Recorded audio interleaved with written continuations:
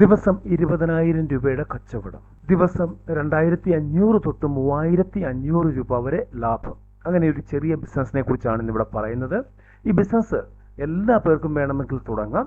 എന്നാൽ ഒരു കാറ്റഗറിയിൽപ്പെട്ട ആളുകൾ, അതായത് അല്പം മിഡിൽ ടു ഹൈയിലോട്ട് പോകുന്ന ആളുകൾ ഇത് തുടങ്ങത്തില്ല. കാരണം അവർക്ക് അതിനുള്ള കഷ്ടപ്പാടുകൾ സഹിക്കാൻ കഴിയില്ല. അതുകൊണ്ട് തന്നെയാണ്.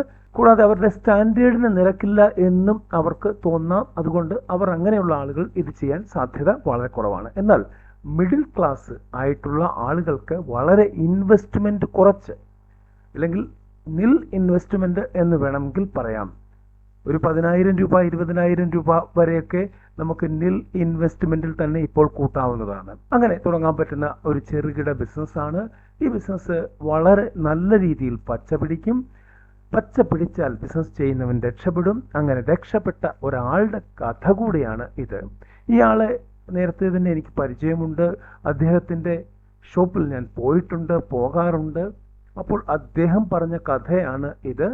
വളരെ ഈസി ആയിട്ട് 3,500 രൂപ വരെ പെർ ഡേ ഉണ്ടാക്കുന്നുണ്ട് എന്ന് അദ്ദേഹം വളരെ സന്തോഷപൂർവ്വം പറഞ്ഞൊരു കാര്യമാണ്.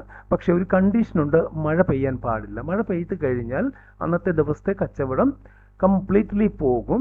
ചിലപ്പോൾ ഒരു 6,000 5,000 രൂപ വിറ്റെങ്കിലായി എന്നുള്ളതാണ്. ചെറുകിട ബിസിനസ്സുകളെ കുറിച്ചുള്ള വീഡിയോകളാണ് നമ്മൾ ഇവിടെ ചെയ്യാറുള്ളത്. ഇന്നും അത് തന്നെയാണ്.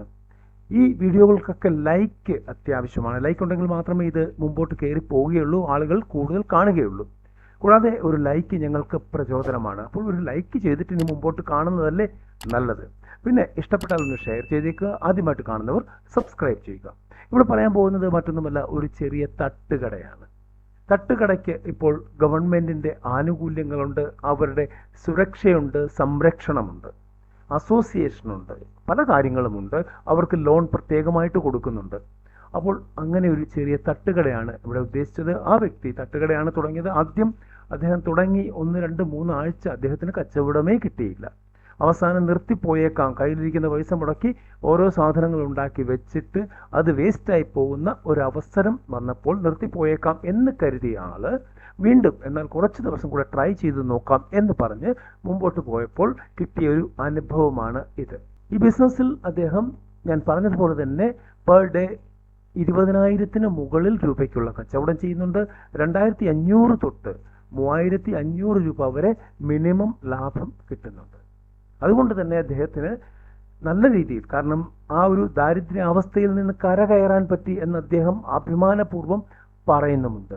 ഇനി എന്താണ് ഈ തട്ടുകടയിൽ വിൽക്കുന്നത് എന്ന് നോക്കാം. 2 ഐറ്റം മാത്രമേ ഇവിടെ വിൽക്കപ്പെടുന്നുള്ളൂ. അതാണ് ഏറ്റവും വലിയ പ്രത്യേകത. ഒരുപാട് ഐറ്റം ഒന്നുമില്ല. ഈ വിൽക്കുന്ന ഐറ്റത്തിന് ടേസ്റ്റ് ഉണ്ട്, വിൽക്കുന്ന ഐറ്റത്തിന് കസ്റ്റമറുണ്ട്. ഒരു പ്രാവശ്യം വന്ന കസ്റ്റമർ ആ വഴിക്കെങ്ങാനും പോയാൽ അവിടെ കയറാതെ പോകുകയില്ല. അതാണ് അദ്ദേഹത്തിൻ്റെ പ്രത്യേകത. അദ്ദേഹം ഉണ്ടാക്കുന്ന ഫുഡിന് അത്രയ്ക്ക് ടേസ്റ്റാണ്. ഓക്കെ, നമുക്ക് പ്രോഡക്റ്റ് എന്താണ് എന്ന് നോക്കാം. 2 ഐറ്റമാണ് എന്ന് ഞാൻ പറഞ്ഞു. ഒന്നാണ് പാലപ്പം, 2 പുട്ട്. ഈ 2 ഐറ്റമേ ഉള്ളൂ. പാലപ്പത്തിൻ്റെ കൂടെ അദ്ദേഹം കൊടുക്കുന്നത് ചിക്കൻ ഫ്രൈ, ചിക്കൻ കറി. പുട്ടിൻ്റെ കൂടെ ചിക്കൻ ഫ്രൈ, ചിക്കൻ കറി. ഈ 2 ഐറ്റമാണ് അദ്ദേഹം കൊടുക്കുന്നത്. അദ്ദേഹത്തിൻ്റെ പ്രിപ്പറേഷനിലാണ് കാര്യം ഇരിക്കുന്നത്. അദ്ദേഹം ഈ പ്രോഡക്റ്റുകൾ ഉണ്ടാക്കുന്നത്, അതായത് ചിക്കൻ ഉണ്ടാക്കുന്നത് വെളിച്ചെണ്ണയിൽ മാത്രമാണ്. ആ വെളിച്ചെണ്ണയിൽ ഉണ്ടാക്കുന്ന ചിക്കൻ്റെ ടേസ്റ്റ് മൂലമാണോ എന്നറിയില്ല, അദ്ദേഹത്തിൻ്റെ കസ്റ്റമേഴ്സ് എല്ലാം തിരിച്ച് അദ്ദേഹത്തിൻ്റെ അടുത്തോട്ട് വരുന്നുണ്ട്. കൂടാതെ മറ്റുള്ളവരോട് പറഞ്ഞ് അവരെ കൂട്ടിക്കൊണ്ടും വരുന്നുണ്ട്. അങ്ങനെ നല്ല രീതിയിൽ കച്ചവടം നടത്തുന്ന ഒരാളാണ് അദ്ദേഹം. അദ്ദേഹം പറഞ്ഞ കഥയാണ്. അദ്ദേഹം പറഞ്ഞു, എനിക്ക് എൻ്റെ ഷോപ്പ് കാണിക്കാൻ താല്പര്യമില്ല, എന്നാൽ എൻ്റെ കഥ, ഞാൻ ചെയ്ത കാര്യങ്ങൾ മറ്റുള്ളവരോട് പറഞ്ഞു കൊടുക്കണം, അവർക്കതൊരു പ്രചോദനമാകുന്നെങ്കിൽ വളരെ നല്ല കാര്യമാണ് എന്ന് അദ്ദേഹം പറഞ്ഞു. അദ്ദേഹത്തിനൊരു നന്ദി പറഞ്ഞുകൊണ്ട് ഈ വീഡിയോ കൺക്ലൂഡ് ചെയ്യുകയാണ്. നാളെ മറ്റൊരു വീഡിയോയുമായി വരുന്നവരെ നന്ദി, നമസ്കാരം.